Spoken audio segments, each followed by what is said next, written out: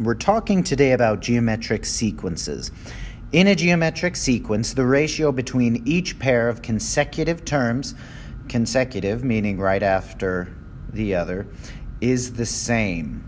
All right, also remember ratio, that means that we're using division, okay? The ratio is called the common ratio. Each term is found by multiplying the previous term by the common ratio. So in this example right here, now I could do 5 divided by the 1, and that's going to give me 5. That's what we multiplied by. 25 divided by 5 is 5. That's what we multiplied by. 125 divided by 25 is a 5. Now that 5 that we keep on multiplying by, that is the common ratio. Terms, so on the top here, we've got, these are the terms of the geometric sequence, and those are the common ratio. In example 1, first we're going to decide whether each sequence is arithmetic, geometric, or neither. Remember, in arithmetic, you had a common difference, meaning you're adding the same number over and over and over. In geometric, you're going to be multiplying by the same number over and over and over. In neither, we're not doing either of those things.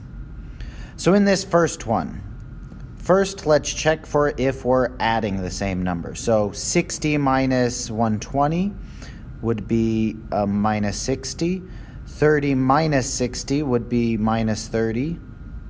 Well, that did not have the exact same number, so it's not a common difference. We know it's not arithmetic. Okay, 60 over 120, well, that simplifies to 1/2. 30 divided by a 60 also simplifies to 1/2, and 15 divided by 30 is 1/2, meaning that we multiplied by 1/2 each time. So this is going to be geometric.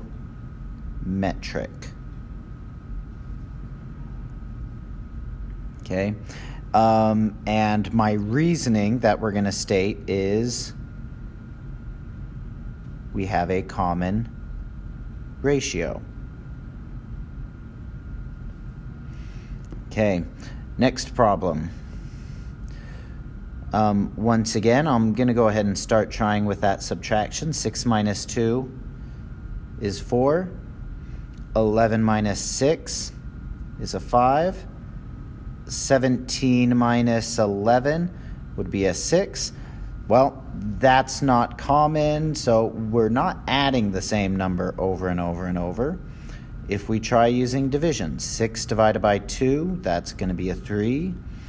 11 divided by a 6, I'm not sure what that is, but it's definitely not 3, so it's not geometric either. This must be neither. Okay, why is it neither? There is no common ratio or difference.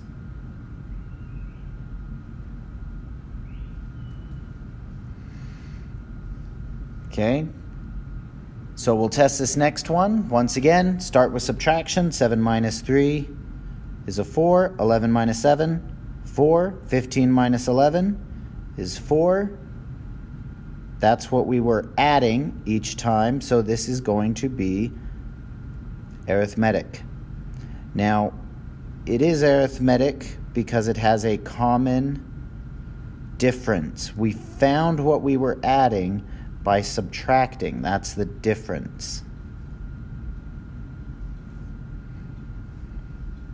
Now, we're going to take these and we're going to write the next term in the sequence. In order to figure out what's happening over and over and over, we're going to be checking for what we divided by. So, first we got this. We got a 6 over a 3. Okay, that's going to be 2. 12 divided by 6. 2. 24 divided by 12. is a 2, meaning we were multiplying by 2 each time. 3 times 2 is 6. 6 times 2 is 12. 12 times 2 is 24. 24 times 2 will be a 48. 48 times 2 is a 96. 96 times 2, 192. So we found the next 3 terms in that sequence by continuing to multiply by a 2. Okay, next one, our first term is a 64, second term is a negative 16, third term was a 4, fourth term was a negative 1. This one's kind of weird because we see it bouncing up and down with negatives to positives to negatives. If we do this division, though, we should see that it simplifies a little bit. So we got our negative 16 over a 64. If we simplify that fraction, we'll get a negative 1/4.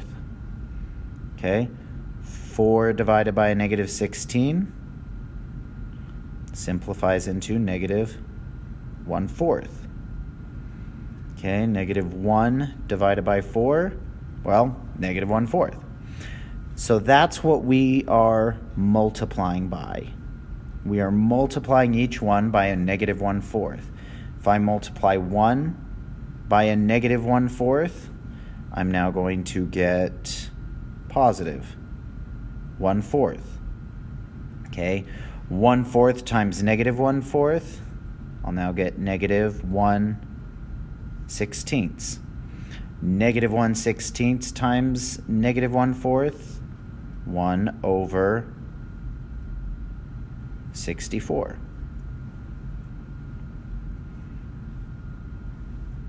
All right, now we're going to graph this. To graph the geometric sequence, first we need to change that sequence into a table. Okay, so our table is going to start with, we've got our position,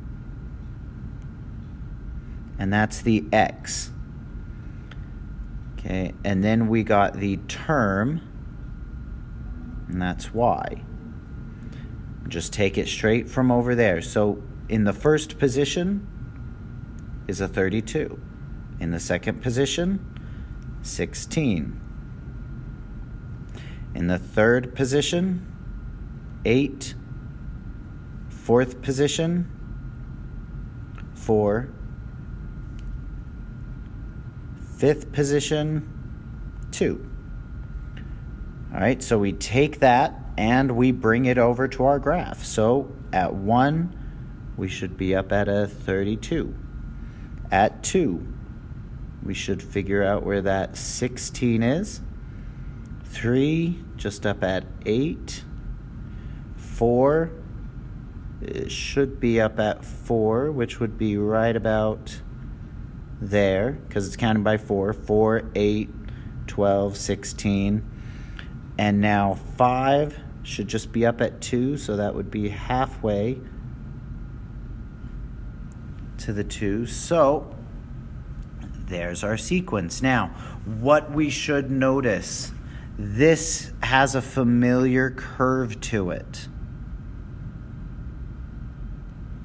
Okay, this is an exponential curve. Okay,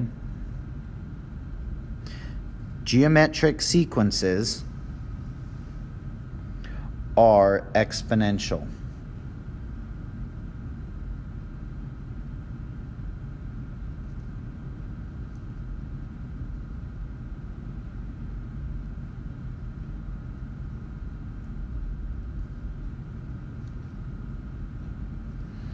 Okay, so keep that in mind. The same ways that we would work with our exponential equations, the way we graph them, even the equation is going to look the same. Okay, now this is a bit of a review of stuff we should kind of remember with the arithmetic sequences, but I just want you to notice the pattern that's happening here. Now, because consecutive terms of a geometric sequence have a common ratio, we can use the first term and the common ratio to write an exponential function that describes the geometric sequence. So notice how they do that. First, we have our first term, a of 1. Okay, over here they're giving an example. What if a of 1 was the number 1? Now my second term, I'm then going to multiply it by the common ratio, so whatever we happen to be multiplying by, in this case 5. So my second term is a 5. My third term, a of 3, what that's going to mean is I'm going to multiply by an r again. Now we did have an r before, so now it's r squared, which means 1 times 5 squared, that's going to equal 25. Fourth term, notice in the fourth term, it's just r to the power of 3. Okay, and on and on and on. Now, the second term just had r to the power of 1. Third term, r to the power of 2. Fourth term, r to the power of 3. So the nth term is to the power of n minus 1. Now, this equation that we saw being built right over there, that is going to be our explicit equation. Okay, so here's our explicit equation written down here. A of n is equal to a of 1 times r to the power of n minus 1. A of 1 is just our initial value. What number did the sequence start with? R is that common ratio, the number we're multiplying by, to the power of n minus 1. We're going to use that equation to figure out the nth term. So I don't want to necessarily continue multiplying 10 times to figure out what the 10th term is. Instead, I'd rather use a calculator to just quickly jump straight to whatever the 10th term would be. So we're going to figure out what that is. Now, first, when we're going to write the equation, I need to know what the first term is. First term here is 2. I'm then going to need to figure out that common ratio. So 12 divided by 2 is a 6. 72 divided by 12 is a 6. 432 divided by 72, wild guess, it's going to be a 6. So the common ratio is 6. That's what we're multiplying by. So we would then stick those into our equation.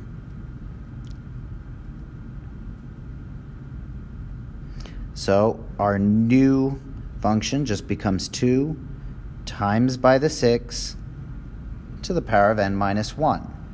Now if I want to figure out the 10th term here, I'm just going to change that n to a 10. And I continue to write the equation exactly as it was, only now the n is a 10. So in my calculator, I just need to do 2 times 6 to the power of 9, which is going to give us the nice answer 201555392. So 20,155,392.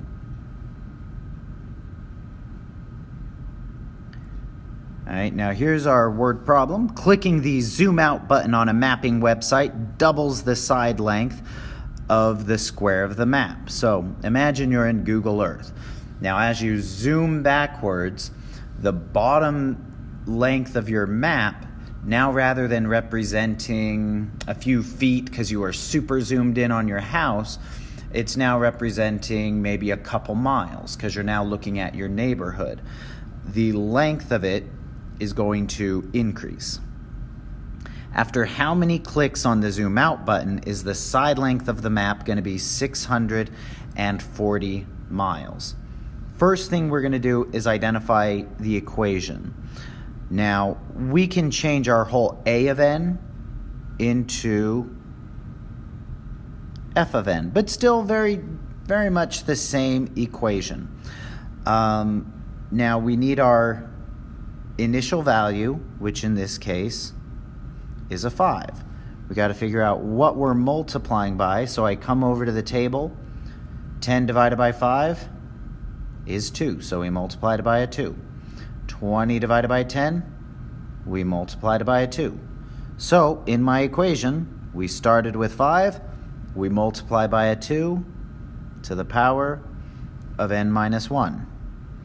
Now, we're going to use that equation to just, first we're going to substitute in. Now, we want to figure out when is it going to equal 640.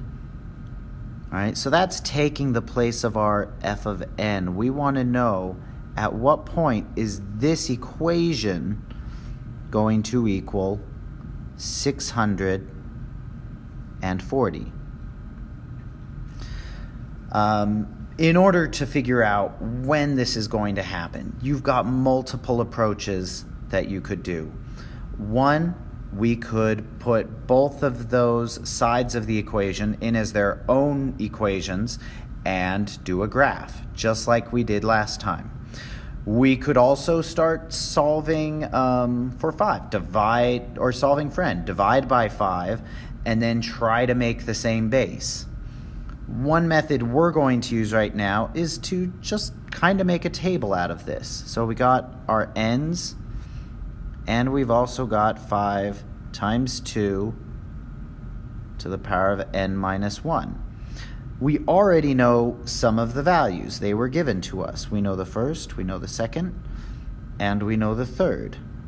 And it went from 5 to 10 to 20, and we can just continue that. Now we know each time we're going to be multiplying by 2, so the next one would be 40. 40 times 2 is going to be 80. 80 times 2 is going to be 160. 160 is then going to be 320. 320 times 2 will be 640. That's what we're looking for. After 8 clicks on the zoom, we're finally going to be at 640.